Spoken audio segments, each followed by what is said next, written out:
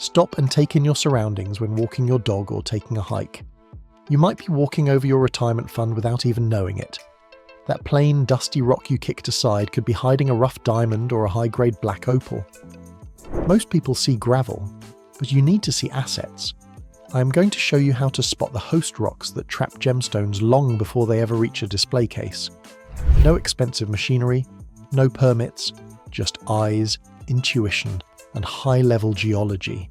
Start with diamonds. Forget the movie star image. Diamonds are born in extreme violence, forged under thousands of pounds of pressure deep in the Earth's mantle and violently ejected through ancient volcanic pipes. You are looking for kimberlite. It is the ugliest rock you will ever touch. It ranges from muddy green to a chalky, crumbly white or brown, looking like dried-out flaky clay or a sponge made of stone. When you pick up a piece, it might crumble in your fingers. If you're in a region with a history of volcanic activity, like Arkansas, Wyoming, or Montana, scan the ground for this specific porous, brittle texture. Kimberlite is a package deal. Search for indicator minerals embedded in that crumbly matrix. Look for tiny, bright green specks of olivine, or small, deep red and burnt orange garnets. These minerals travel with diamonds. If you find a rock that looks like dirty, porous clay packed with red and green sand grains, you have hit a potential jackpot. Most hikers walk right over this, thinking it is just weird dirt. Shift focus to black opals. While diamonds are forged in pressure, opals are born in silence. They form from silica-rich water seeping into fractures of sedimentary rock like sandstone. Over millions of years, that water evaporates, leaving behind a gel that hardens into a gem. Do not hunt for opals in volcanic pipes. Hunt in ancient, dried-up basins or fragile sandstone shelves. You are looking for brittle, light-coloured rocks that feel surprisingly airy. If you pick up a rock that feels way too light for its size and has a waxy glass-like vein running through it, you have something. The telltale sign is the play of colour. Sometimes the rock looks boring, but rotate it under the sun. If you see an iridescent holographic flicker of green, blue, or deep red that shifts as you tilt the stone, you are holding a small fortune. Imagine walking through a riverbed near your house. You have walked it 100 times, stepping over rocks that look totally normal, never realizing one piece of quartz or basalt might be housing a small fortune. You do not need a PhD to do this. You need to understand the cradle. Every valuable gem has a birth mother. For the diamond, it is the volcanic pipe. For the emerald, it is metamorphic schist.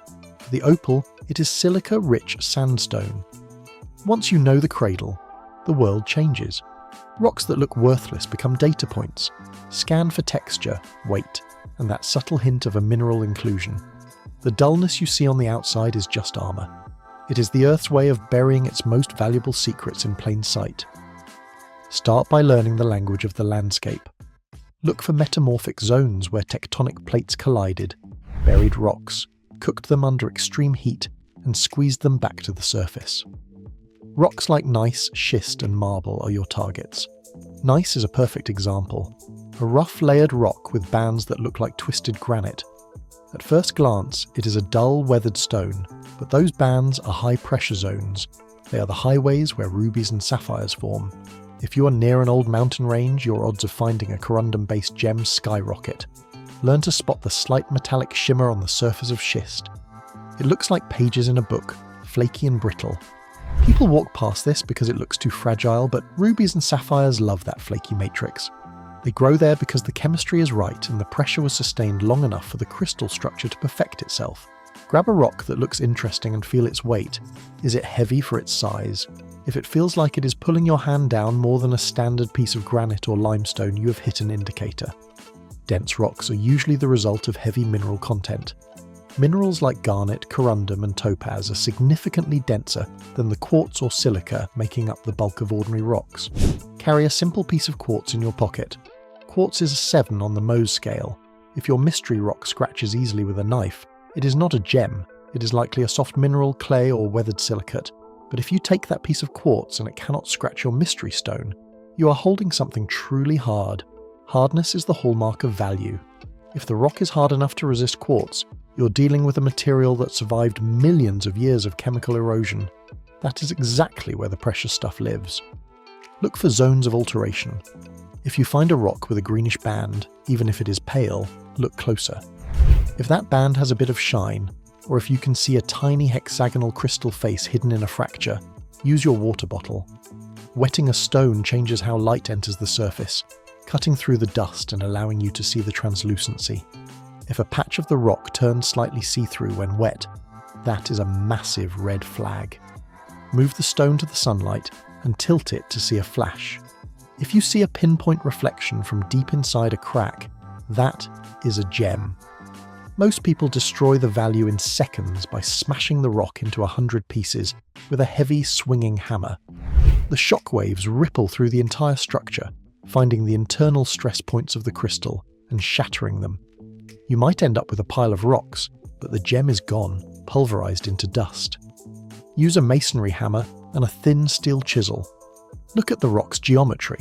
Is there a crack? A vein of different mineral material? That is your line. Place your chisel exactly on that line and use a series of soft, rhythmic taps. Let the weight of the hammer do the work. You want a steady vibration that exploits the rock's natural grain. Listen for the sound. A dull thud means you are hitting solid, uniform rock. A sharp, high-pitched ping means you're striking near a dense crystal structure. When you hear that change in tone, back off. Switch to a smaller pick or a dental tool and gently clear the debris. The goal is to expose the host rock enough to see if there is a crystal face. If you are near a stream, wrap your specimen in a piece of heavy cloth. If that rock pops open, you do not want your findings flying into the mud or the water. Keep the material contained. Once the rock splits, use a soft bristled brush. Do not use your fingers to pry the pieces apart.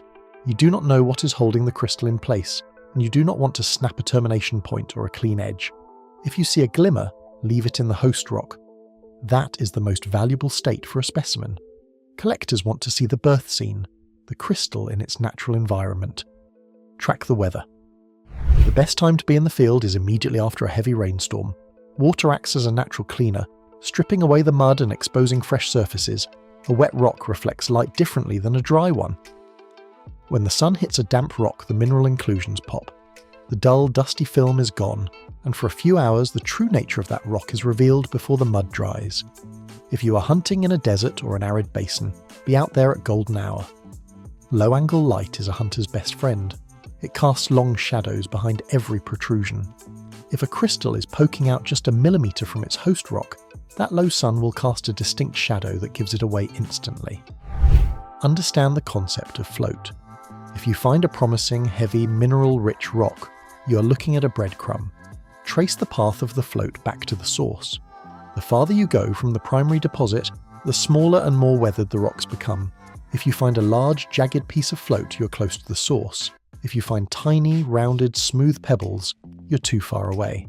Keep a journal. Note the coordinates, the weather, and the type of host rock you found. Over time, you will build a private map of the area that only you understand. Every hour you spend in the field is a data-gathering mission. Consider the secondary indicators, the subtle clues the land leaves behind for those patient enough to read them. Soil composition is a massive giveaway. In areas rich in specific gemstones, the topsoil often shifts colour due to chemical leaching from the underlying bedrock. If you see a patch of ground that is unnaturally red, deep brown, or strangely bleached compared to the surrounding forest or field, pull over. That change in colour is often caused by the oxidation of minerals like iron, manganese, or cobalt that are commonly associated with high-value gem deposits. Furthermore, look at the local vegetation. Flora often maps the geology. Certain plants, often called indicator plants, thrive in soils that are rich in heavy metals or specific minerals. A sudden, dense patch of hardy, stunted shrubs, or a specific variety of moss that only grows on mineral-heavy substrates can act as a natural beacon pointing you to the underlying treasure. Do not ignore the local wildlife either. Burrowing animals often bring rare minerals to the surface that would otherwise remain hidden under feet of sediment. A fresh mound of dirt from a badger or a groundhog set can save you days of digging. Inspect the debris they kick out. They are the world's most efficient unwitting prospectors. Take your time with the environment. Most people treat the outdoors as a place to traverse, not to examine. When you arrive at a potential site, sit down. Don't move for 10 minutes. Let your eyes adjust to the textures and colours of the landscape. When you are rushing, you're blind to the anomalies. You're looking for the wrong rock in the right place. A piece of granite in a limestone basin is a massive red flag. It's out of place, likely carried there by water or ice, and it is a massive clue. Learn the local drainage patterns. Where does the water flow when it rains? Gemstones are dense. They accumulate in the traps of a river or stream, behind large boulders, in deep crevices in the bedrock, or in the inside bends of a current where the water slows down and drops its load. These are your natural sorting machines. If you're in a dry creek bed, don't look at the surface. Dig down to the bedrock or the clay layer. That is where the heavy, precious material settles. You have to be willing to get your hands dirty, to get low, and to do the physical work that the average weekend warrior won't touch. Expand your toolkit with simple, low-cost upgrades. A sturdy 10 times jeweler's loupe is non-negotiable. You cannot see the difference between high-grade gemstone rough and garden variety minerals with your naked eye alone. A loupe allows you to inspect the cleavage, the crystal habit, and the internal fractures of a stone. Learn to recognize the difference between the waxy luster of an opal and the vitreous, glass-like shine of quartz. Learn to identify the cubic crystal habit of a diamond or the hexagonal prism of a beryl or tourmaline. This is the difference between coming home with a bag of rocks and coming home with a retirement fund. When you are cleaning your finds, be methodical. Use a mild soap and water and avoid ultrasonic cleaners until you know the stone's stability. Many gems, especially those found in volcanic environments, have internal fractures that will cause them to fall apart in an ultrasonic bath. Patience is your greatest tool. Think about the long game. You are building a collection, not just grabbing at shadows. Start by documenting every significant find with a simple photo and a location tag. Over months, you will see a map of mineral occurrences emerging. You will realize that certain geology repeats itself. If you find a promising schist formation in one valley, look for that same formation on the other side of the ridge. The geology doesn't stop at the fence line. It follows the structural grain of the earth. When you approach a property, always respect land rights. If you're on public land, know the laws. If you're on private land, get permission. A good relationship with a landowner is worth more than a single gemstone. Many of the world's best finds were made by people who simply asked for the right to walk a creek bed that everyone else ignored. When it comes to the valuation, remember that mystery is a commodity. You have to learn how to present your finds. If you decide to go to a trade show or a gem club meeting, don't just dump your rocks on a table. Create a story. Explain where you found it, why the host rock is unique, and what mineral indicators led you to it. A specimen with a documented, proven history, even a simple one, is worth significantly more than a nameless, faceless stone. Join mineral societies. These groups are filled with people who have forgotten more about geology than you will ever learn. Their wisdom is the most valuable resource you have. Listen more than you speak. Ask questions about the regional geology. You will find that most experienced prospectors are more than happy to point you in the right direction if they see you have the passion, the work ethic, and the respect for the craft. They aren't going to give you their honey holes, but they will teach you how to read the land, which is far more valuable in the long run. Mastering the craft involves more than just physical labour. It requires mental conditioning. You must become a student of erosion. Think about the energy required to move a crystal from its primary formation in the deep earth to the surface. It involves tectonic uplift, thousands of years of weathering, and gravity. You're essentially doing forensic geology. If you find a crystal in a riverbed, ask yourself, how did it get here? Was it washed out of a nearby mountain range? Was it plucked from a glacial till? By tracing the sediment, you can often pinpoint the exact source deposit. This level of analysis turns a casual walk into a calculated hunt. You're no longer looking for a needle in a haystack. You're learning how to read the weave of the straw, build a library of resources, get hold of a local geological maps from state or provincial surveys. These maps are public record and they show exactly where different rock types are exposed. They identify old mining districts, volcanic fields, and sedimentary basins. Use this data to narrow down your search area to the most promising sites before you ever lace up your boots. Most people go into the field with no plan. You should go in with a hypothesis. Based on this map, there is an exposed metamorphic contact here where gemstones are likely to have formed. Test that hypothesis. If you're wrong, you have eliminated a variable. If you are right, you have found a site where you can work for years. Adopt a philosophy of intentionality. Every rock you pick up should be a conscious choice based on a specific indicator. Is it heavy? Does it have the right texture? Is it chemically compatible with gem formation? If the answer is no, drop it and move to the next. Do not waste time on maybe. Focus your energy on the high probability stones. The more you hone this skill, the faster your hunter's eye becomes. It is like training a muscle. The more you use it, the stronger it gets. Eventually you will be able to scan an entire slope and identify the one rock that deserves a closer look without even breaking stride. Lastly, accept the reality of the hunt. There will be days of disappointment. You will walk miles of terrain, move tons of rock, and find nothing but common mineral scrap. But the true prospector understands that every one of these days is an investment in your future. You are building a mental catalogue of terrain, a library of textures and weights that will eventually pay off in ways you cannot currently imagine. The luck that people talk about is just preparation, meeting opportunity.